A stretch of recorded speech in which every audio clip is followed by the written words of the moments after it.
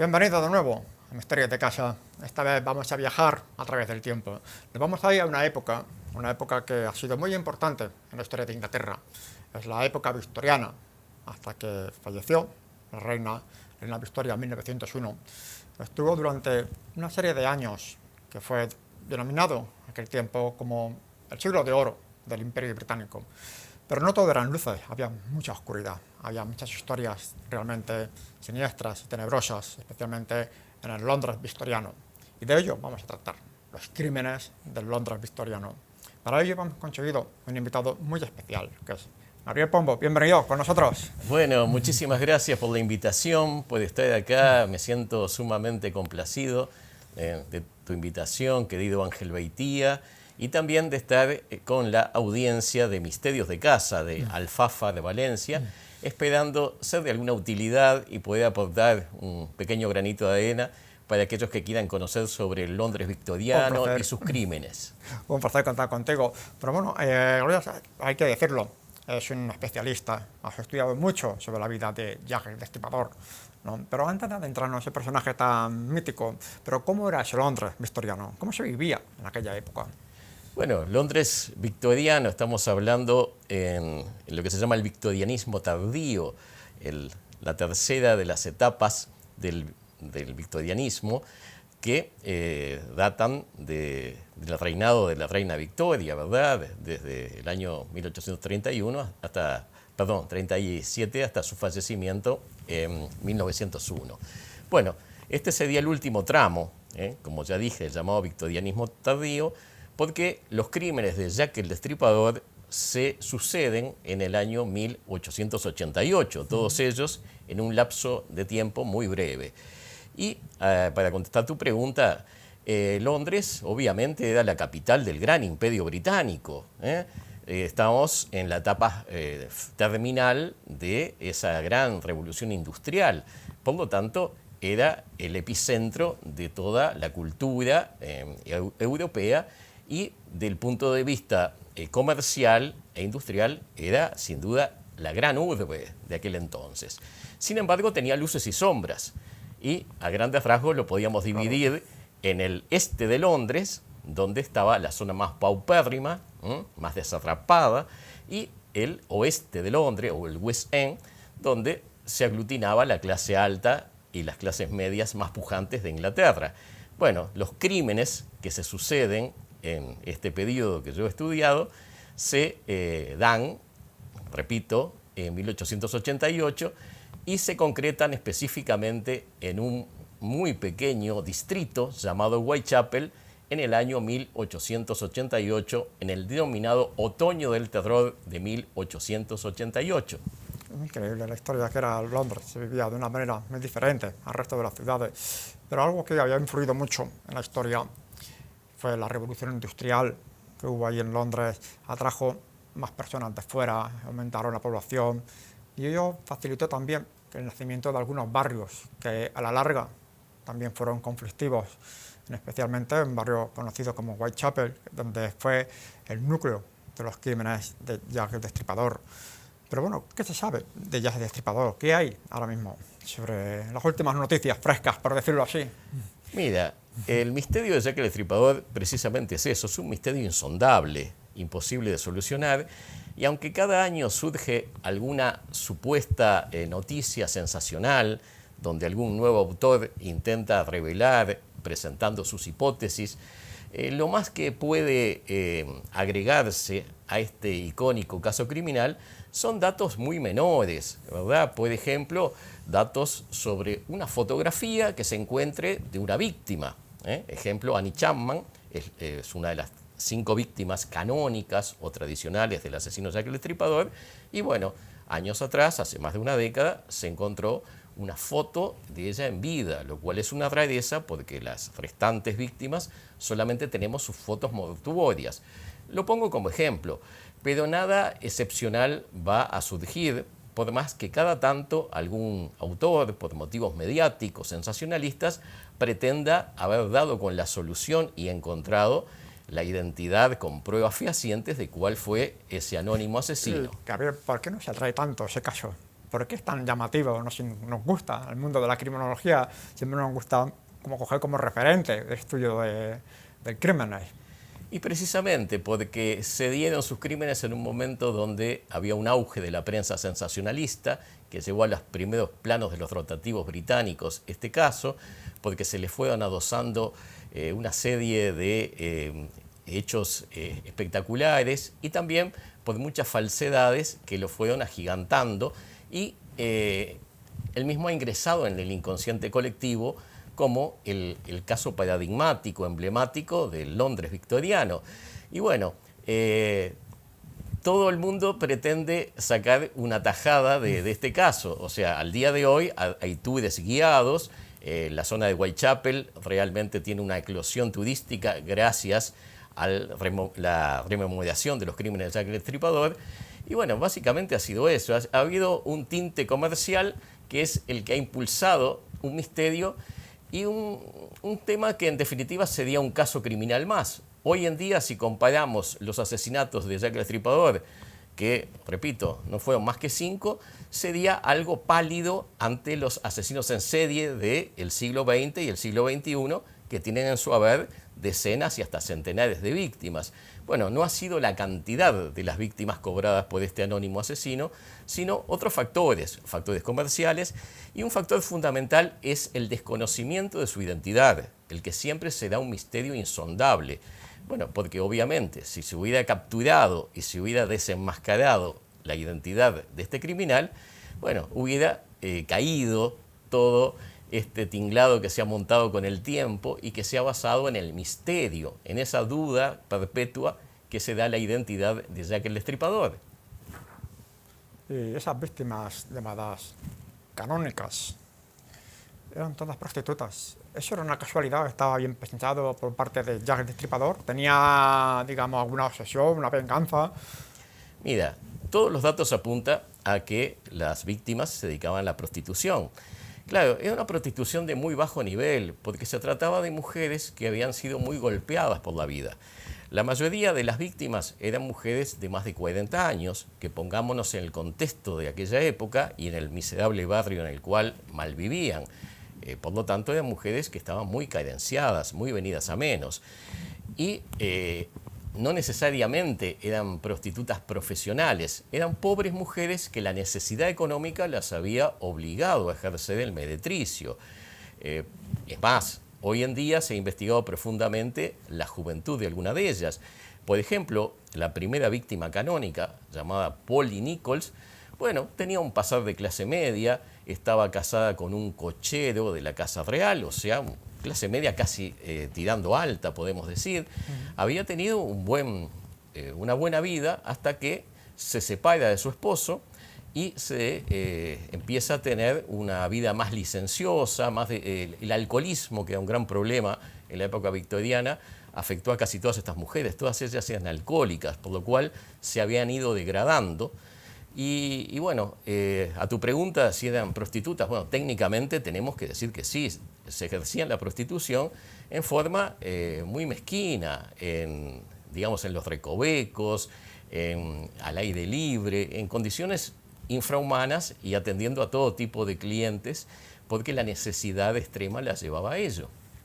Claro, efectivamente. Y aparte de todo, cuando realizaba ese crimen, ese rito que hacía Jack el Destripador, siempre hacía lo mismo, tenía una precisión de cirugía, era muy perfecto.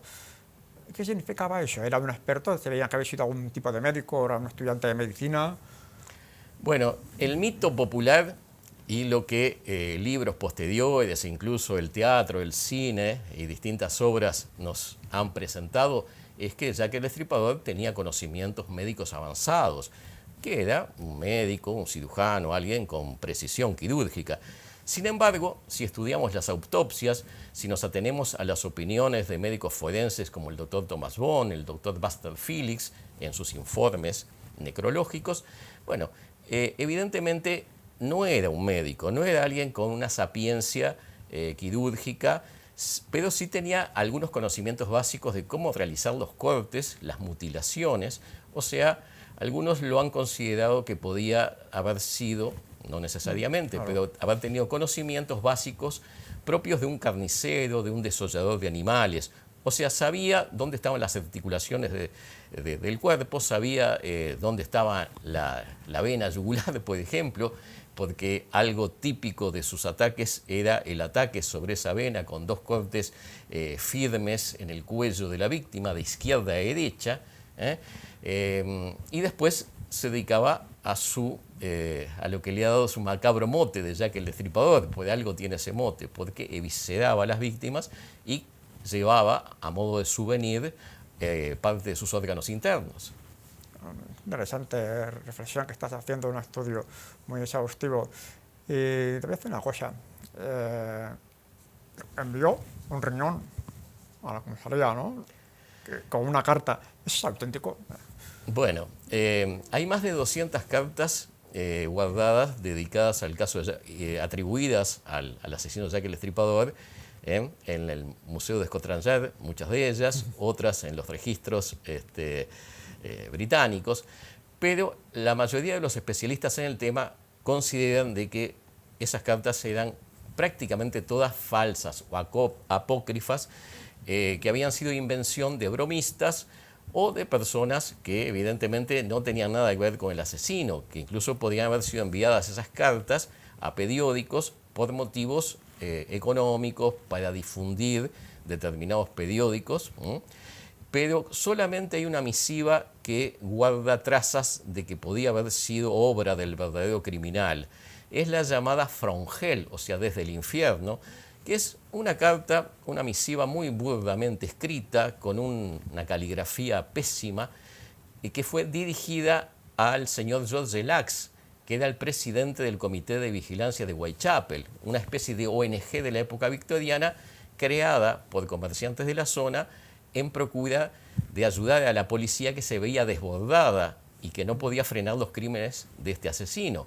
Bueno, George Lax recibe el día 16 de octubre de 1888 una misiva muy burda que ni siquiera, digamos, está firmada como Jack el Destripador, sino que se encabeza: desde el infierno, señor Lax, le envío a usted el trozo de riñón de una mujer, no le puedo mandar el cuchillo ensangrentado con el cual lo quité, pero lo haré oportunamente, y bueno, y una serie de dislates más. Pero lo que hace que sea posible que esta misiva sí haya pertenecido al verdadero criminal es que adjunta a la misma había una pequeña caja de riñón, una pequeña caja que contenía un riñón humano, sí, preservado, algunos dicen en una solución alcohólica, otros dicen en glicerina, pero que fue enviado a los patólogos. Por ejemplo, el patólogo más reconocido que examinó este medio, era un trozo de riñón humano, indicó primero que era de carácter humano, por supuesto, y que estaba afectado de la llamada enfermedad de Bray, una especie de, digamos, de nefritis que era propia de los alcohólicos. Y que, ¿por qué se considera que puede ese riñón haber pertenecido a una víctima auténtica de Jack el Destripador? Porque pocos días antes había sido asesinada la prostituta Catherine Edowes en la llamada noche del doble acontecimiento, que fue en la madrugada del 30 de septiembre, o sea, unos pocos días antes. Y dentro del desastre que este asesino comete sobre su víctima está determinados cortes ventrales, y la extracción de su riñón, el cual estaba afectado por esta misma enfermedad que coincide con el riñón que fue enviado a George Lax junto con la misiva, digamos, encabezada desde el infierno. La cual impresionar bastante cuando ya habían abierto la carta, ya han impresionado a todos, ¿no? Sí, bueno, supuestamente, en ese momento. A ver, estamos contando 5 mujeres, que son las 5 víctimas canónicas, pero parece que se rumorea de que hubo alguna más que se le habían implicado a Jack el Destripador, porque querían, digamos, incluir, digamos, unos crímenes que aparecieron casi al mismo tiempo, que eran unos crímenes que aparecieron por la ribera del río Támesis. Bien. ¿Qué pasó con esos crímenes? Que ahí que encontraron unos torsos, unos cuerpos más perdidos, ¿qué pasaba por ahí?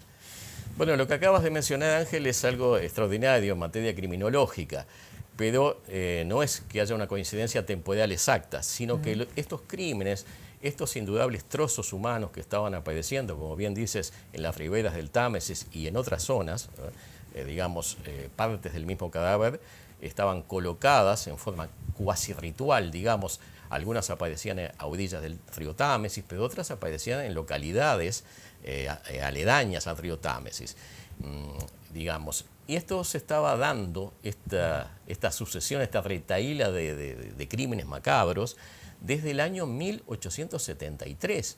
Y fíjate tú que si los asesinatos reconocidos de Jack el Destripador son de 1888, estamos hablando de más de una década de que se estaban verificando estos macabros sucesos. Pero no había algo que conectara a una sucesión de crímenes con la otra retahíla de homicidios.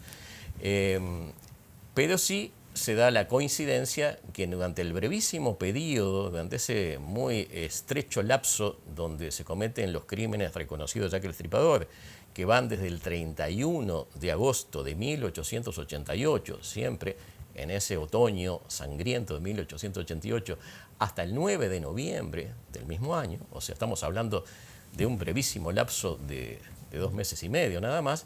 Bueno, también dentro de ese periodo se concretan algunos de los crímenes del llamado descuartizador del Támesis o asesino del torso del Támesis, el cual sus víctimas tenemos que retrotraerlas hasta 1873.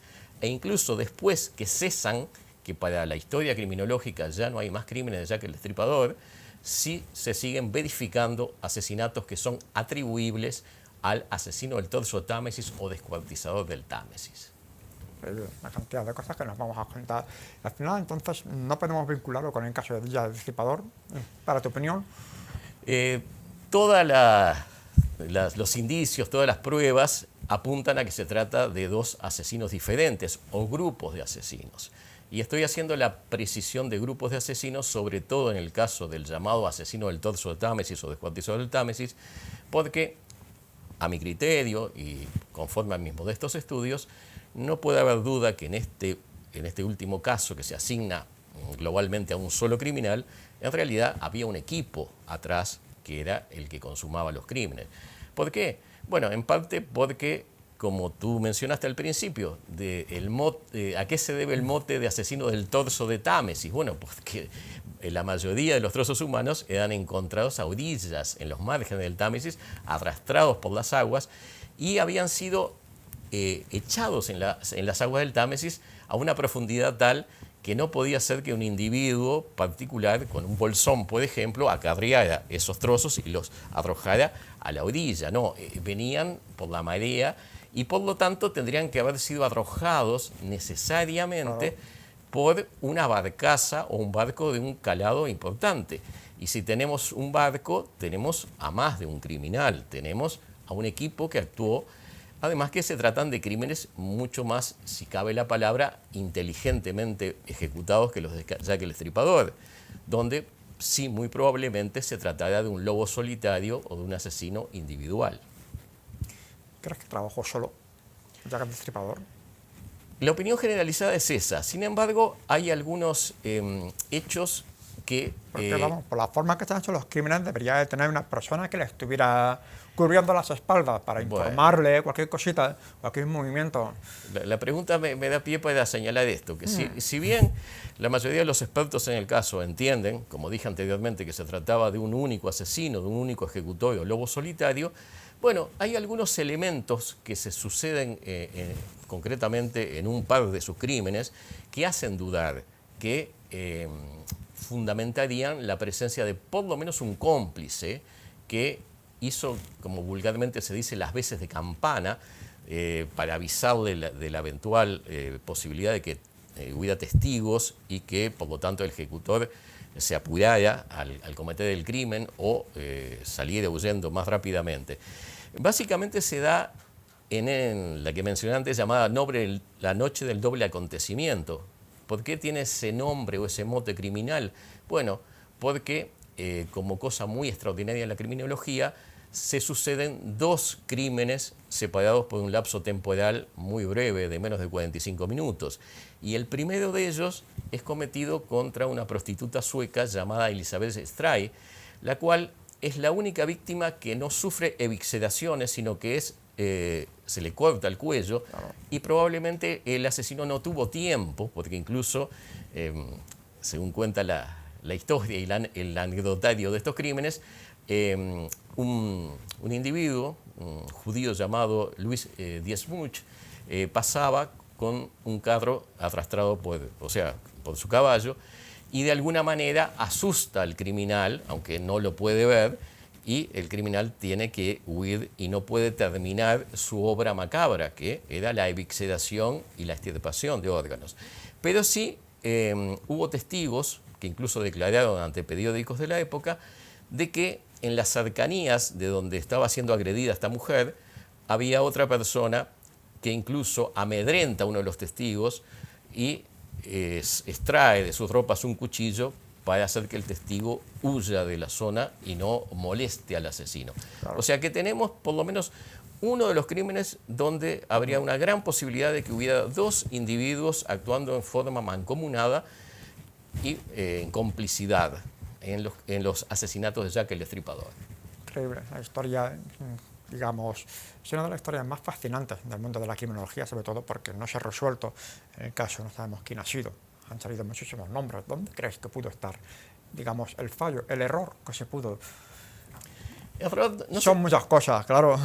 Es que no se puede hablar de error porque tenemos que ponernos en el contexto de 1888. Si tenemos en cuenta que, por ejemplo, las huellas dactilares recién fueron creadas 3 años después de estos crímenes, en 1891, veremos que la criminalística, que es la ciencia que permite de alguna manera coadyuvar a, detectar un criminal de esta índole, un criminal de tipo serial, bueno, estaba totalmente en pañales la criminología y más aún la criminalística. Por lo tanto, si no se capturaba infraganti al asesino, el cual en realidad fue un asesino que para la historia cometió muy pocos crímenes, nada más que 5. O sea, hubo 5 eventos en que tenía que haber dado la coincidencia de que hubiera policía cerca de un individuo que era muy perversamente inteligente y que obviamente tenía vigiladas las rondas policiales, que incluso después cuando hubo un grupo, el llamado Comité de Vigilancia de Whitechapel, que tenía algunas personas que en forma voluntaria hacían rondas también, bueno, este asesino actuaba con mucha precaución y sabía en qué momento atacar. Muy probablemente se presentara ante sus víctimas como un cliente más y a último momento las mujeres descubrirían su trágico error y sufrirían un ataque repentino de estas cuchilladas en su cuello que le quitarían la víctima y en un brevísimo lapso este asesino, no con conocimientos médicos y anatómicos, pero con lo básico para abrir en canal a una víctima y quitarle un órgano, le daba el tiempo suficiente para cumplir con ese ritual sádico de la extracción del órgano. Y bueno, fueron 5 oportunidades donde atacó. Entonces, atento a esas pocas oportunidades, al no ser capturado infraganti, bueno, y después abruptamente cesar esos asesinatos, eso es lo que explica de que no fuera capturado. No se puede hablar que la policía de la época haya tenido fallos groseros y que por eso nunca haya sido capturado. Claro, es una ciudad, sobre todo Londres en aquel momento era una ciudad realmente, digamos, turbulenta, oscura, faltaba también iluminación, también estaba bañada por el alcohol porque se movía mucho el número de posadas también que había, la inmigración de muchísimas ciudades, en fin, y sobre todo la niebla que cubría Londres. Londres y su famosa niebla le hacía una bruma realmente misteriosa, en aquellos momentos. ¿Vivirías en ese momento? ¿Te gustaría vivir en esa época? Bueno, es una época apasionante de la historia y aquellos que nos atrae tanto la criminología y esta clase de situaciones tan lamentables pero tan icónicas, bueno, me hubiera gustado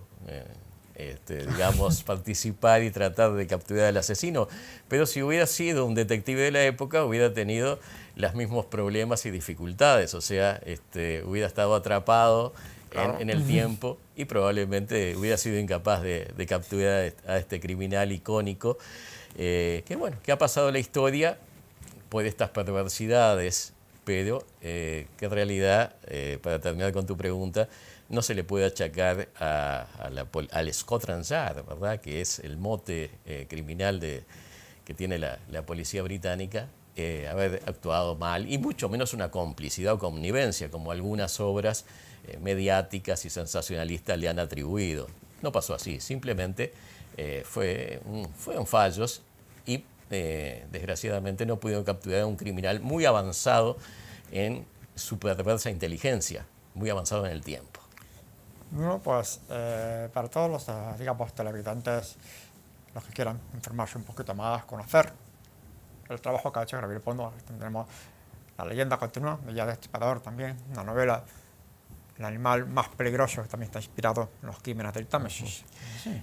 Mira, Sobre todo el trabajo tan fascinante que has hecho, digamos, un trabajo de documentación, muy bien documentado. A mí me gusta. Tengo que felicitarte por ese trabajo que has hecho. Bien, nosotros desde aquí, desde las brumas de Londres, nos despedimos. Hasta nuestro próximo programa y gracias, Gabriel, por acompañarnos en este programa. No, como dije al principio, el agradecido soy yo por estar en este programa. Espero haber sido de alguna utilidad para tu amable audiencia. Y el tema de Jack el Destripador, su incógnita, solo desde la ficción puede ser resuelto. Pues nada, muchísimas gracias. Y nosotros, desde Misterio de Casa, os esperamos en nuestro próximo programa. Hasta la próxima.